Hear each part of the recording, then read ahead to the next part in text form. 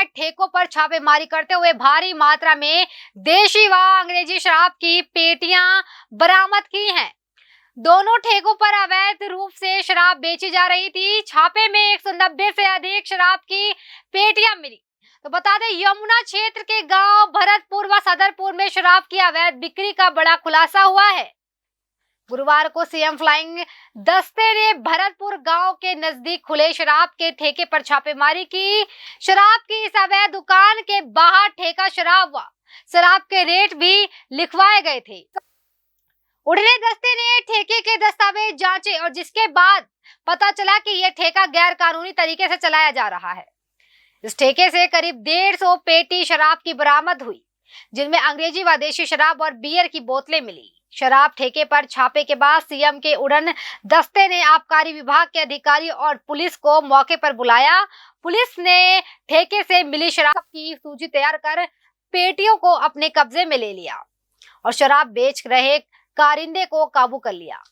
इस छापेमारी के ठीक सवा घंटे बाद उड़न दस्ते ने सदरपुर गांव में बने शराब के ठेके पर रेड की। हालांकि सीएम फ्लाइंग के छापे से पूर्व ठेकेदार का कारिंदा दुकान को ताला लगाकर रफूचक्कर हो गया। करीब आधे घंटे की खोजबीन के बाद फ्लाइंग टीम ने ठेकेदार के कर्मचारी को काबू किया और दुकान का शटर खुलवाया। शराब की इस अवैध दुकान में भी शराब ठेके की तरह शराब की बोतलें सजाकर बेची जा रही थी। बता दें, इस दुकान के लिए भी ठेकेदार ने सरकारी फीस का भुगतना नहीं किया था और नहीं आबकारी विभाग से परमिशन नहीं ली। छापेमारी में इस अवैध ठेके से करीब 41 पेटी शराब व बियर पकड़ी गई। दोनों अवैध ठेकों के खिलाफ कानूनी कार्यवाही की जा रही है। सीएम उड़न दस्ते के छापे में 2 अवैध ठेकों से करीब 190 पेटियां शराब व बियर की मिली है।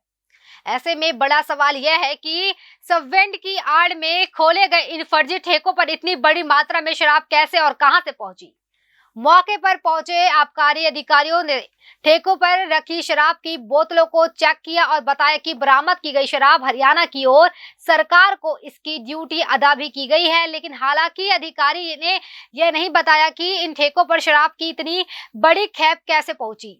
वहीं पकड़ में आए फर्जी ठेकों के खुलासे ने आबकारी विभाग के कार्यशैली पर सवाल खड़े किए।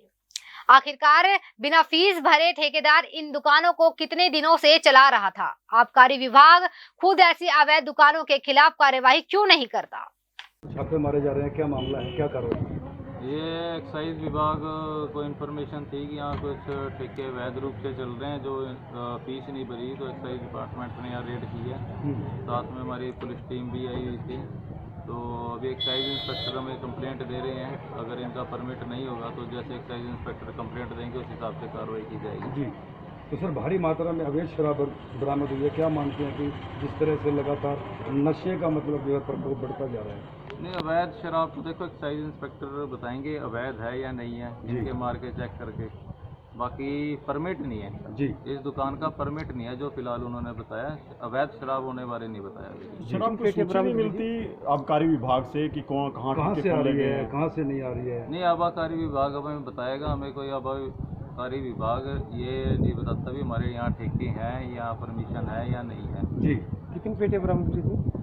जो भी फर्द बनाएंगे एक्साइज इंस्पेक्टर। सर, नहीं लगता है कि इस प्रकार की स्थानीय पुलिस को सूचना नहीं मिल पाती समय पर, जिससे इन्हें इस प्रकार के अवैध ढाबों को बढ़ावा मिलता है? इन्हें एक्साइज विभाग को हम अलग से भी लिखेंगे भी जहाँ जहाँ इनके लीगल परमिशन ठेके हैं, अभी हमें रिटर्न में उसकी सूचना दें। जी, तो कैसे क्या कार्रवाई है?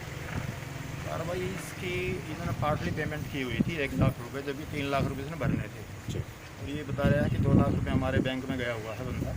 चालान भी इन्होंने जनरेशन जो किया हुआ वो दिखाया रहा है, लेकिन वो अभी जमा नहीं हुआ है। तो एज पर तो ये इलीगल ही है जी।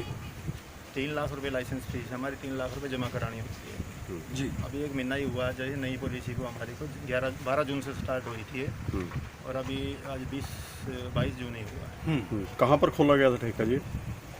ये है भरतपुर के अंदर। तो सर ऐसे में सवाल ये उठता है कि चोरी छिपी है, ये कर लेते हैं, अपना ले आते हैं कहीं से न कहीं तो अरेंज कर ही लेते हैं। तो क्या कार्रवाई अमल में लाई जा रही है सर, जिस तरह से 4 डिपार्टमेंट में छापा मारा? ला के इनको घरों और थाने में दे दिया जी। कितनी शराब बरामद? टोटल होगी 150 पेटी करेगा जी। ये मतलब 150 पेटी इंग्लिश की और बाकी पेटी हैं ये देसी की। देसी। मैंने बताया कि एक महीना ही हुआ है हाँ। नई पॉलिसी को, तो अंडर प्रोसेस ही है। नहीं, बाकी ऐसी आबकारी दुकानें विभाग हैं। क्या कर रहा है? देखिए बिल्कुल इसके ऊपर लिखा हुआ है ठेका मैंने शराब। बताया आपको कि 1 लाख रुपए इसने पार्टली पेमेंट कर रखी है और 2 लाख रुपए आज ये जमा कराने हुए गया हुआ है। जी। ठीक है जी। और उसका 24 घंटे का जनरेशन का टाइम होता है। जी। जब तक आप 24 घंटे नहीं होते तो आपका जनरेट नहीं हो पाता हुआ, अगर जमा भी हो जाएंगे जी।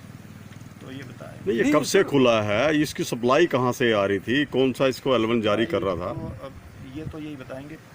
नहीं सर, जांच का विषय है। दुकान जो भी थी पिछले साल की 2020-21 में और 21-22 के अंदर जितनी भी दुकान थे वो सेम रिन्यू की है। नहीं सर, वो तो किए कोई हैं। बिल वगैरह मिले हैं शराब के? कुछ बिल वगैरह मिले हैं, के अंदर कोई पुराना स्टॉक मिला हो? बिल नहीं होते हैं। जी हाँ बिल नहीं होते। सब बैंड के ऊपर एक पास होता है खाली, जी। हाँ। जो कि मेन दुकान से यहाँ सप्लाई की जाती है। नहीं सर, वो नहीं, ये सब एंड है। सब बैंड नहीं सर, लिखा तो ठेका शराब है। ठेका ही होता है ये। नहीं सर, उसमें भी कोई तो शराब की कोई कंडीशन आपका डिपार्टमेंट क्यों नहीं नजर रखता कि जो है ये सीएम स्वेट को काम? सर अमूमन देखने अमूमन सर देखने नहीं, में ये आ रहा है कि सीएम फ्लाइंग है और हो सकता है कि शाम तक एक और खबर आ जाए। जी। ठीक है। नाजायज जो इलीगल जो होती है वो पकड़ते हैं कच्ची। और कल भी हमने एक पर्चा दिया है तरावड़ी के अंदर जी। और पिछली बार भी हमने करीबन मोर देन 80 जो है ना वो लाहन वगैरह और कच्ची शराब के पर्चे दिए हैं, जो कि पिछले सालों से बहुत ज़्यादा है। मामला क्या है? इसने भी पहले की तरह ही ना पार्टली पेमेंट की हुई है। 1 लाख रुपये भरा हुआ है, जबकि 3 लाख रुपये इसने भरने थे। और मैंने बताया अभी जैसे 1 महीना ही हुआ है, तो अंडर प्रोसेस है सभी के सभी दुकानें और रिन्यू भी हुई हैं। लास्ट ईयर जो थी उसी ऑनर की ये हैं और सभी की सभी दुकानें रिन्यू हुई हैं। जी। 3 लाख रुपये इसने इस साल जमा कराने थे, जबकि पार्टली पेमेंट 1 लाख रुपये की हुई। तो यहाँ से कितनी शराब बरामद हुई है? यहाँ से करीबन 30 पेटी ये देसी और अंग्रेजी मिला। जी। तो सर ये शराब हरियाणा की है या अदर स्टेट की है? Haryana all in. तो सर जांच का विषय है ये भी कि आखिर ये शराब आ कहाँ से रही है? वेरिफिकेशन कराएंगे, सैंपलिंग होगी, थाने में ले जाएंगे, इनकी सभी की सैंपलिंग होगी। उसके बाद जांच का विषय। तो ऐसा क्या एक व्यक्ति जो है 1-1 लाख रुपए अलग अलग स्थानों की फीस भर रहा है, लेकिन पूरी कहीं की नहीं भर रहा? ऐसी क्या वजह है? बार अपनी मजबूरियाँ होती हैं, हो सकता है लाइसेंसी की अपनी हो, पैसे टाइम पे ना हो, आज एक भर दिया कल भर दिया। 3 लाख रुपए भरने के बाद ही वो फाइल सबमिट कर सकता है। उसके बाद फाइल उसके अंडर प्रोसेस में आती है। तो अब ये कितने दिनों से चल रहा है? अब ये तो हमने तो आज ही देखा है। अच्छा, नहीं फीस कब भरी थी इन्होंने? फीस तो देखते हैं मुझे। तो सर क्या ऐसा भी होता है कि एक्साइज डिपार्टमेंट की तरफ से पुलिस को थाने में, संबंधित थाने में ये बिल्कुल लिखित रूप से दिया जाए कि ये ठेके इलाके में लीगल? रिपोर्ट भेजते रहते हैं, जितने भी हमारी दुकान होती है सभी की लिस्ट हम भेज देते हैं। जी। अप्रूव्ड जो हमारे मेन वैन इस वर्ष की भेजी गई है, क्योंकि कहीं ना कहीं पुलिस के सामने भी दिक्कत है। अभी अंडर जाती उसका क्या नियम है? इन ठेकों पर कैसे पहुंच रही पास है? एक इशू होता है सभी दुकानों के लिए ना, एक पास इशू होता है। और पास सब कुछ का सारा काम ऑनलाइन है हमारा जी। और पास के थ्रू ही माल या ट्रांजैक्शन वो कर सकते हैं ट्रांसपोर्टेशन। तो क्या इनको पास मिला हुआ है? ये सब वैंड है, ये अपनी मेन वैन से लेकर आते हैं पास।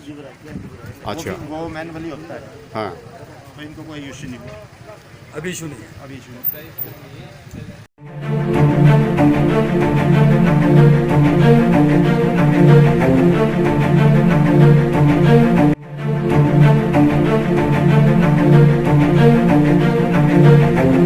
ऐसा अवसर फिर नहीं मिलेगा। अब हरियाणा सरकार की दीनदयाल आवास योजना के अंतर्गत सेक्टर 1 तरावड़ी में 135 और 142 गज के प्लॉट्स मात्र 21,000 रुपए देकर बुक करवाएं। क्रिएटिव सोसाइटी, सड़क, sewerage, street light, park, community centre, तुरंत रजिस्ट्री और पोसेशन भी। कॉल 9466034000।